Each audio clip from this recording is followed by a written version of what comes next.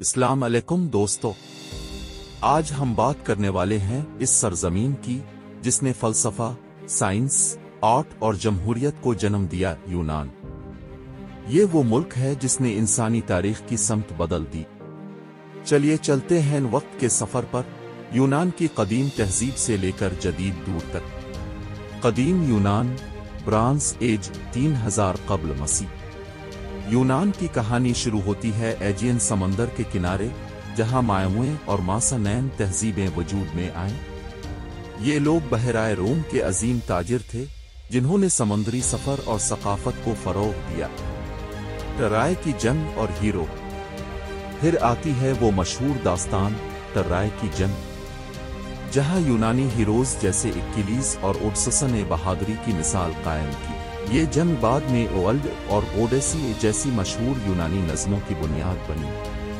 Classical دور، فلسفہ اور جمہوریت 500 قبل مسیح۔ یہ وہ زمانہ تھا جب ایتھنز دنیا کا پہلا جمہوری شہر بنا۔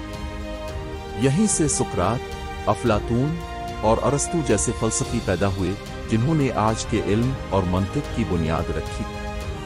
اسی دور میں سپارٹا نامی جنگجو ریاست بھی اپنے نظم و ضبط کے لیے مشہور ہوئی۔ یونان بمقابلہ فارس۔ پھر آیا وہ وقت جب یونان نے عظیم فارسی سلطنت سے ٹکر لی۔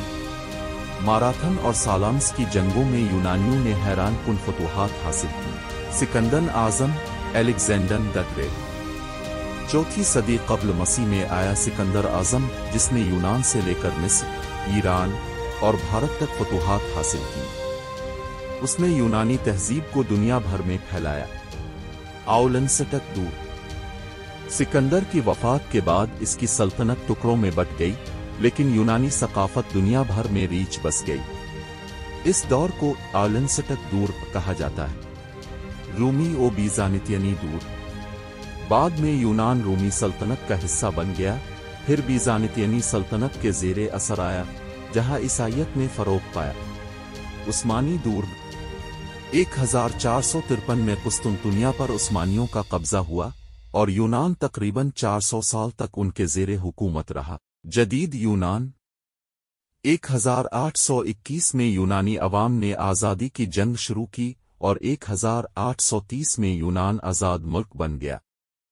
آج یونان یورپ کا ایک خوبصورت سیاحتی ملک ہے جہاں قدیم آثار، مالائی کہانیاں اور جدید زندگی ایک ساتھ سانس لیتی ہے۔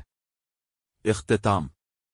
دوستو، یونان صرف ایک ملک نہیں بلکہ ایک سوچ، ایک علم اور ایک وراثت ہے، جس نے انسان کو سوال کرنا، سوچنا اور علم کی تلاش سکھائی۔